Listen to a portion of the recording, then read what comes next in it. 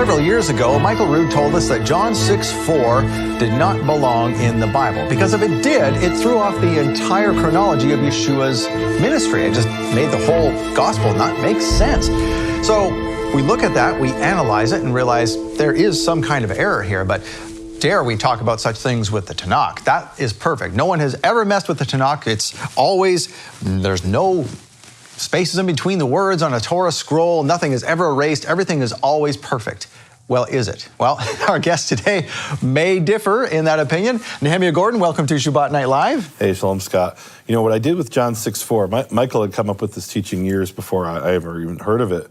And he told the story, at least he told me, about how there was this one manuscript in Lambeth Palace in London that didn't have John 6:4. And he had gone to the palace and it was closed or something. He somehow couldn't get in to see it. And so he was never able to verify this for himself, what he had found written in a book written by somebody else about the manuscript. I ended up doing this study with Michael, with Michael's kind of encouragement. Did it with John Lorquette, and we went and we looked through all these different manuscripts. We found manuscripts with John 6:4 was missing.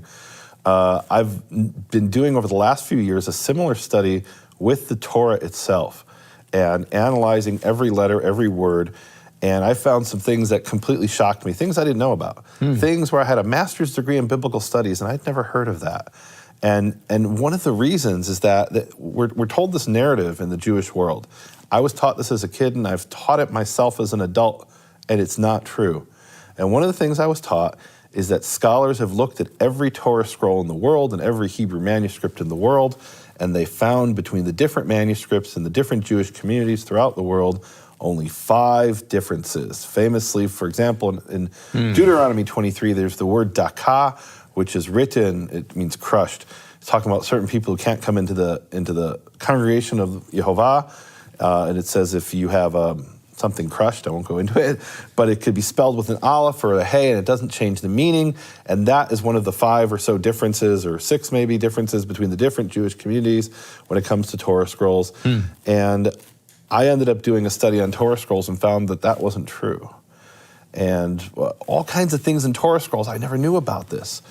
And I was at the National Library of Israel before the pandemic, and I was studying these Torah scrolls, and I said, I want to see all the Torah scrolls that you photographed. They did this incredible thing in Israel. They have a project, or they had a project, in which they traveled all around the world and photographed all of the Hebrew manuscripts in the world. That was the objective. And I said, okay, I've looked at all these codexes. I'd done this study, and I'd looked at thousands of codexes. In one library alone, I and my team had looked at over 80,000 pages of codexes. Codexes are Bible in book form. Okay. As opposed to a scroll. As opposed to a scroll. There's a codex and there's a scroll. And I said, okay, well, what about the scrolls? I've only looked at 2 Torah scrolls. Where are the other 2 Torahs? Where are the other Torah scrolls? I know there's thousands of Torah scrolls in the world, many of them very, very old. What about the other scrolls? And I asked the National Library of Israel, and they said, when we went around the world photographing all the manuscripts, we didn't photograph scrolls. We would be at a library in Italy or in France or in Russia, or in other places in Egypt, and they would say to us, here's the manuscripts, do you want the scrolls? And their response at the time was, well, all scrolls are the same, why are we going to waste our time with that? Why would we look at scrolls that are all identical? That seems like a ridiculous assumption, really.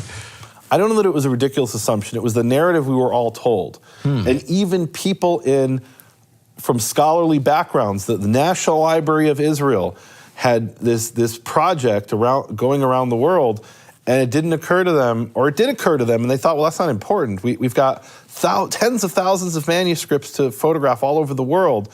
If we add the Torah scrolls, it could double the number of manuscripts we have to photograph. We're going to focus on the codexes because the scrolls aren't important. And it turns out that not all scrolls are identical, and what we've been told is not true. There are differences. Sometimes they're trivial differences. Most of the time, they're trivial differences. It's a scribe made a mistake. And look, this is actually what got me into this study, I'll be honest, and we'll get to this in a future episode. But I had observed that in the Aleppo Codex, that when the scribes wrote God's name, they usually left out the O vowel. They left out one of the vowels. And every once in a while, they made a mistake and put in the missing vowel. And the response of the critics was, well, the scribes never made mistakes with the name. If they made a mistake in any Torah scroll, they would have to resolve it within 30 days, and so you would never find it now 1,000 years later. It's impossible, what you're saying. And so I decided to do a study on Hebrew manuscripts, ended up looking at the scrolls, which were a whole subcategory, and found all kinds of interesting things. And I want to share some of that with the audience. Things that there's people with PhDs in biblical studies who don't know about these things. One of the things you'll hear people say is that when the Torah was written in a scroll, and this is a confusion, right? They'll say that there's just a string of letters with no spaces between them. There's actually a rabbi from the 13th century who says this, and it's not true. There's supposed to be no spaces between verses, no spaces between words. That's not true. I want to show you here, this is a Torah scroll here.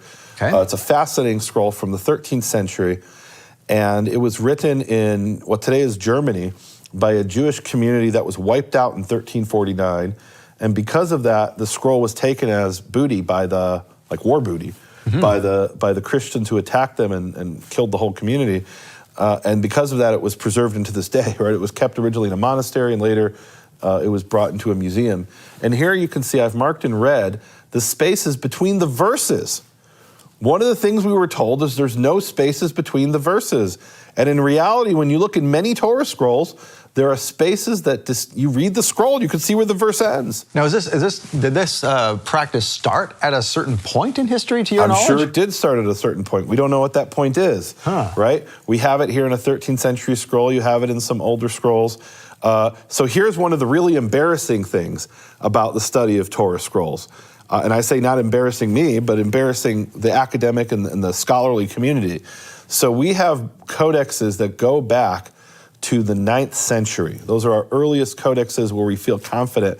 And I'm not talking about the Dead Sea Scrolls, but we have, because that ends in the year 135, there's no codexes in the Dead Sea Scrolls. Scrolls is the operative word in the Dead Sea Scrolls. We don't hear about the Dead Sea manuscripts. Right, well, you don't hear about they are manuscripts, but because manuscript is both scroll and codex. There are no codexes in the Jewish world that we know of from the period of the Dead Sea Scrolls that end in the year 135. That's the end of the last Dead Sea Scroll is the Bar Kokhba Revolt.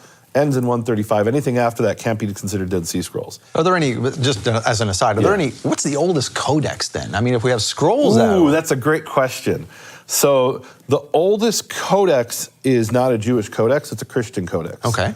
And we have Christian codexes that go back, and here I'm stepping out slightly out of my expertise, but I want to say it's sometime in the 3rd or 4th century. Wow. Is the oldest codex. So this will be a book as we know it. Book form. Codex just means book. Yeah. As in book form, and it's as opposed to scroll. We talk about the Aleppo Codex. It's a codex, it's a book form. The beauty of the book form is if I'm looking for a specific passage, it's easier to find it than if I'm using a scroll. Think about that. If I want to read a half of a page or something, or 3 verses, and I'm using a scroll, we have to have 2 people. We put it on a really big table. I roll like this and you roll like that. And it could take us a half hour to get there. If we're looking at a codex, I go, turn the page, and there, maybe I flip a few pages, right? But I find it in seconds. It's very easy to get around in the book. And there's a theory that Christians adopted the codex for that very reason. We don't know that for sure, but that's one of the theories that's been suggested, that Christians wanted to go, or some Christians wanted to go to the Old Testament and find specific verses that they were interested in. And it's not that they didn't care about the story of Jephthah, but didn't tie into what they were trying to focus on, which was the Christology of Jesus. So Isaiah 7 was far more important than maybe anything in the book of Judges outside of chapter 6, right? So that's a theory that some scholars have, that's why Christians adopted the codex. The Jews didn't adopt the codex as far as we know, the accepted opinion, and we don't know, it could change, right? Next year we could find something different. The earliest codex that's been found was in a cave in Afghanistan, and of all places in the world, Afghanistan, and it's from some time, give or take, the year 700 or so. Wow. We have something we call the Great Silent Period. The Great Silent Period begins in the year 136 after the Dead Sea Scrolls, and it goes up until around the year 800. Around the year 800, we have something which is the oldest Hebrew manuscript, possibly with the exception of this codex from the cave in Afghanistan. The oldest Hebrew manuscript that's known is actually it is a Torah scroll. And the Torah scroll is called the Ashkar-Gilson scroll. So between 135 and 800, up until, let's say, 5-10 years ago, we had 0 books in Hebrew in general, not just the Tanaj, 0 copies. Now we know books were written in that period because we have some of those books, but we have copies of copies of copies. Right? The Talmud was written in that period. Where's the copy of the Talmud from the year 500? Don't have it. Where's the copy of the Torah that the rabbis of the Talmud read, that they mentioned that they read? They talk about the scroll of Rabbi Meir from the 2nd century. Where's that scroll? We don't have it, right? So why don't we have it? And that's the embarrassing thing in some respects. So we talked about how you roll scrolls up and down, back and forth. Okay. So what happens when you roll a scroll? It's wear and tear. Right. And they say you can roll a scroll probably about for 200 years. And that means you roll it from the beginning all the way to the end, right? That's one roll, and then you roll it back. So that's 400 times you can roll it, 200 times back and forth, 200 round trips until the scroll is so worn out you can't use it. And I've opened up scrolls, Scott, around the world. I open up the scroll, and my hands are black, covered in flaked ink. And I'm not even touching the inked part. I'm just touching the rollers and the back, and my hands are covered because it transfers from the front to the back. Right. So because scrolls are worn, they have this wear and tear, we don't have as many scrolls as we have codexes.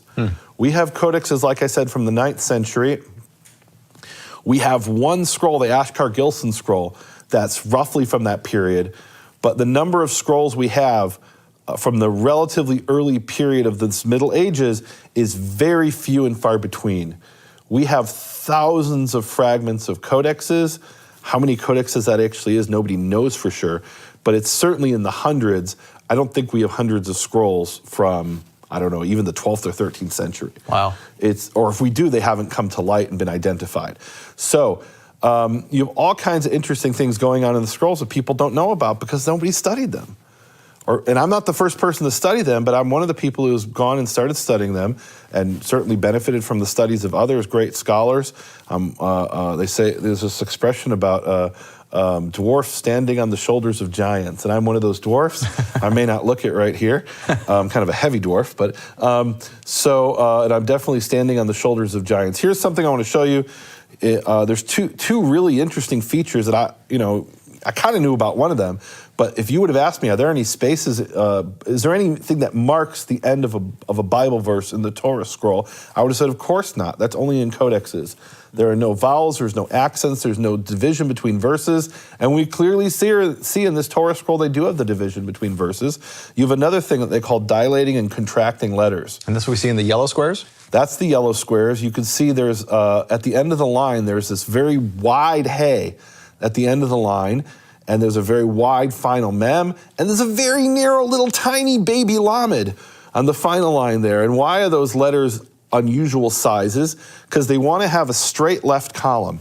You know, in typesetting, they call it to justify the margin, right? The right margin's easy to justify in Hebrew because you're starting from the right.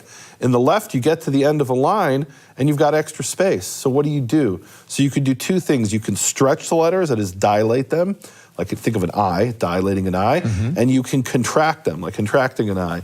You can write really small letters. And so this is a very common thing they did in Torah scrolls. They still do this in some Torah scrolls today. But what's more common today, if you look at a modern Torah scroll, is you'll have wide spaces and narrow spaces between the words.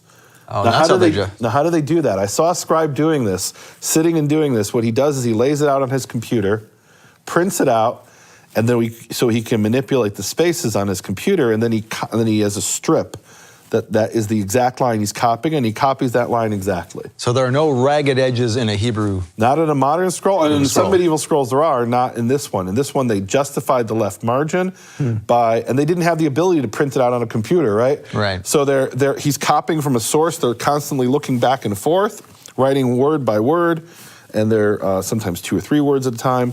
And he's looking back and forth, and he's writing, and he gets near the end of the line. He's like, wow, I'm going to end this line, and there's going to be a space this big. Well, I don't want a space. It's not pretty, and somebody might think it's the end of a verse. Let me stretch out that letter or squeeze in a letter. That's what they do. So this is a type of thing that they did in Torah scrolls. We have spaces between words. Here's another fascinating thing I found in the same scroll. And when I first started looking, I didn't even notice this type of thing, but over time you get to notice. And what you can see here is that this middle line, an entire half a line has been erased and somebody wrote over the erasure. Oh yeah, you can see that dark sort of gray dark area. They took a razor and they scratched off the ink. And then, because there was a mistake. Well, what do you do if there's a mistake? You erase it. How do you erase it? So you could take water and dissolve the ink, and they did that in some periods, in papyrus in particular, that was common. In the Middle Ages, they didn't do that. It certainly wasn't common in this type of scroll. Certainly once the ink sets, it's very difficult to do that. So they scratched off the ink, and then they rewrote over that scratch off. And you have this on, I don't think I've ever seen a Torah scroll, and I've looked now at hundreds of them. If you include the fragments, I've looked at over 1,000 scrolls. Some of them aren't full, they're just fragments. And I've never seen a Torah scroll that didn't have some kind of correction, some kind of erasure. And this is where things get really interesting. There's all kinds of features in these Torah scrolls. We're gonna have to probably do another segment on this. But look at that pei. I'll tell you it's the letter pei. You look at, even if you don't know what the letters are, you'll see one letter there right in the middle that looks different from all the other letters, and that's what's called a curly pei. I was gonna say, it's a curlicue thing in the middle. It's a curly pei, and the curly pei is part of a whole system of symbols that I had never even heard of until a few years ago when I started studying these scrolls. It's what's called the otiot mishunot, which translates, interestingly, it's the Hebrew term otiot mishunot. It translates as the strange letters. So it's actually in Hebrew called strange letters. What is the origin of these strange letters? Nobody knows for sure. Maimonides talks about, well, what if a scribe doesn't write the strange letters or does write the strange letters? Does that invalidate a scroll? So they existed in the 12th century when Maimonides wrote. But where did they come from? When did they start? Nobody knows. We don't know. It's a mystery. Now, when you said that in Hebrew, say the term again in Hebrew. Otiot mishunot. That sounds very rhythmic and playful. Is it meant to be kind of a play on words? No. It's well, it has to do with the Hebrew adjective. Has to match the noun in number and gender. So it wasn't meant to be playful or anything like that. The ot and ot is the end because it's a feminine noun. Otiot is feminine. Although the letter is very playful. I mean, that's, look at this. So here we have what we would expect on the top row. We have a lamed, we have a final nun, we have a normal pei, and then there's a corresponding strange letter. There's a lamed. The lamed is described in Hebrew sources as having a mast, like a ship. And on this mast is a flag. There's a flag on the lamed in the strange letters. And it's not every lamed. It's specific lameds in specific words of specific verses. And there are massive lists of where the strange letters go. And what is the origin of the strange letters? I don't know, and neither does anybody else. Is there any kind of correlation between all these lameds? There are, yes and no. There are some strange letters that seem to be in specific types of places. There are strange letters or something related to the strange letters, the crowns, that are sometimes put, for example, in certain words that I'll just give you an example. The word anan, which is the cloud, but it's the cloud representing God, will sometimes be marked with special symbols. Okay. Right? So you'll have, in some scrolls, right? It's not in all scrolls. You can see a final nun. If any Jew saw this today in a modern scroll, he would think that was a kuf, or he wouldn't know what it was. But it's just a strange final nun, and the curly pei we've seen. I know we're running out of time here, but look how beautiful this is. This is called the letter ayin, and it's not a normal ayin. You can see a normal ayin on one of the rows above it. You can see the strange ayin. It's got these curly little additions, and it's got it's almost like the Statue of Liberty holding up her torch. Yeah. Right? It's this little piece added on the left. This is the strange ayin, and the point is not every Torah scroll is the same. They're not identical, and these features I'm talking about, you could say, well, these aren't important, they're just decorations. But then when we get to some of the features, they are extremely important. We look at some of these things and we say, wow, the scroll originally said one thing, and somebody came along and didn't just erase these little decorations, they erased the actual letters and changed them to different letters, sometimes to different words. And you say, okay, well, the scribe just made a mistake in that one place. And then you look at dozens of scrolls and hundreds of scrolls, and you find, wow, in a lot of these, they're always changing the same word in the same place. Maybe it originally was that word, and it's not just a mistake. And there are cases where that seems to be the case. Wow. Well, You may say we're opening up a can of worms here. I think we're opening up a scroll in which no one has ever opened before. We're exposing the truth, which is the most important thing in the world.